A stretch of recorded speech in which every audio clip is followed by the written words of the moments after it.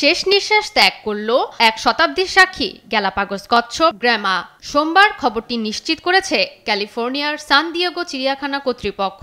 চিড়িয়াখানাটির ইতিহাসে অন্যতম জনপ্রিয় এ প্রাণীর মৃত্যুতে নেমেছে শোক। মৃত্যুর সময় কচ্ছপটির বয়স ছিল 141 বছর। চিড়িয়াখানায় থাকা প্রাণীগুলোর মধ্যে সবচেয়ে বয়স্ক ছিল এটি।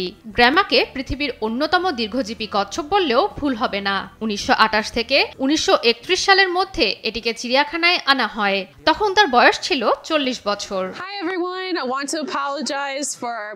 চিকিৎসকরা জানান, বয়সের ভারে হাড় ক্ষয়জনিত রোগে ভুগছিল গ্র্যামা। কোনোভাবেই চিকিৎসার মাধ্যমে এটি সারানো সম্ভব ছিল না। কষ্ট লাঘবের জন্য মানবিক উপায়ে তাই একে মেরে ফেলার সিদ্ধান্ত নেওয়া হয়। জীবদ্দশায় মোট 20 জন মার্কিন প্রেসিডেন্টের শাসনামল দেখেছে গ্র্যামা। আধুনিক প্রযুক্তির যুগেও কমতি ছিল না তার জনপ্রিয়তার। সামাজিক যোগাযোগ মাধ্যম ইনস্টাগ্রামে ভাইরাল ছিল তার ছবিগুলো। এজন্য চিড়িয়াখানার রানী উপাধি পেয়েছিল সে।